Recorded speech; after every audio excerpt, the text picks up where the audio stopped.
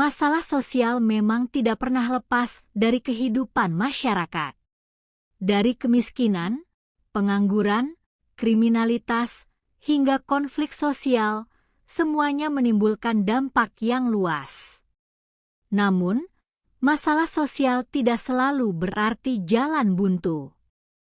Di balik masalah, selalu ada peluang untuk memperbaiki keadaan. Pertemuan kali ini, kita akan membahas bagaimana upaya penanganan masalah sosial dapat dilakukan mulai dari pencegahan, penindakan, hingga solusi nyata yang bisa memberi harapan. Dalam ilmu sosiologi, ada 3 prinsip utama penanganan masalah sosial. 1. Preventif, pencegahan. Upaya untuk mencegah munculnya masalah sejak awal. Misalnya, penyuluhan bahaya narkoba di sekolah, kampanye literasi digital untuk mencegah penyebaran hoaks, atau pelatihan keterampilan agar pemuda tidak mudah menganggur. 2. Represif, penindakan. Langkah yang dilakukan untuk menghentikan masalah yang sedang terjadi. Contohnya, polisi menindak aksi tawuran pelajar, pemerintah menutup tambang ilegal yang merusak lingkungan, atau aparat desa menengahi konflik warga. 3. Kuratif, rehabilitatif, pemulihan. Upaya memperbaiki kondisi setelah masalah sosial terjadi. Misalnya, rehabilitasi pecandu narkoba, program pelatihan kerja bagi pengangguran, hingga pemberdayaan keluarga miskin melalui bantuan sosial dan pemberian modal usaha. Masalah sosial tidak bisa ditangani sendirian.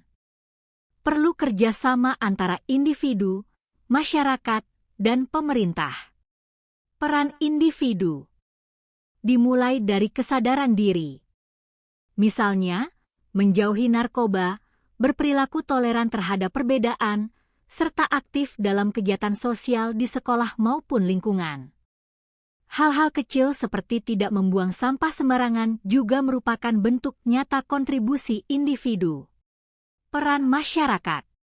Komunitas dan kelompok sosial memiliki kekuatan besar. Dengan menghidupkan budaya gotong royong, membentuk kelompok peduli lingkungan, atau menggalang solidaritas saat ada bencana, masyarakat bisa menjadi penyangga penting untuk mencegah masalah semakin parah. Peran pemerintah. Pemerintah berperan dalam membuat kebijakan yang berpihak kepada masyarakat. Misalnya, menciptakan lapangan kerja baru, memperluas akses pendidikan, memberikan bantuan kesehatan, hingga melakukan pembangunan yang merata agar kesenjangan sosial dapat dikurangi.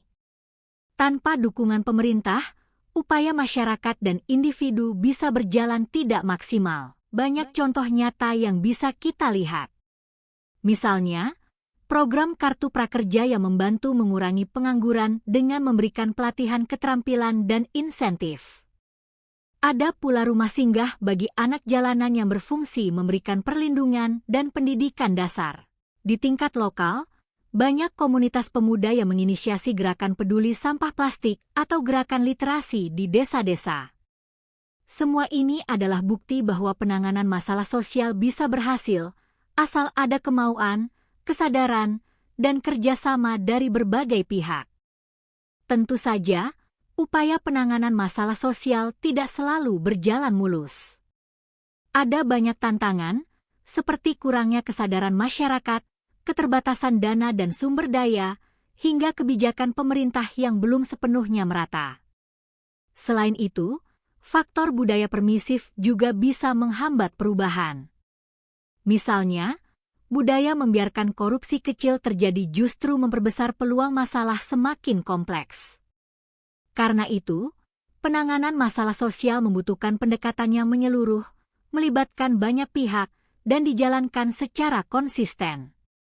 Sekarang kita sudah belajar bahwa masalah sosial bukanlah sesuatu yang berdiri sendiri. Ia bisa dicegah, dihentikan, dan diperbaiki. Semua itu membutuhkan kerjasama dari individu, masyarakat, dan pemerintah. Ingatlah, sekecil apapun tindakan positif yang kita lakukan, itu bisa menjadi bagian dari solusi. Mari kita mulai dari diri sendiri, teruskan pada lingkungan sekitar, dan bersama-sama wujudkan masyarakat yang lebih baik, adil, dan sejahtera. Nah, sekarang kalian diskusikan bersama dengan kelompok belajar yang akan kalian buat dengan tugas. 1. Pilihlah satu jenis masalah sosial yang ada di sekitar kalian. 2. Rancang upaya preventif yang bisa dilakukan untuk mencegah masalah itu semakin meluas. 3. Buatlah solusi konkret untuk menangani masalah tersebut. Setelah kalian diskusikan bersama-sama, kalian bisa presentasikan hasil diskusi kalian di depan teman-teman. Dengan merancang solusi dan upaya preventif, kalian tidak hanya belajar menganalisis masalah, tetapi juga berlatih menjadi bagian dari solusi nyata bagi masyarakat. Ingat, perubahan besar selalu berawal dari langkah kecil. Terima kasih dan sampai jumpa.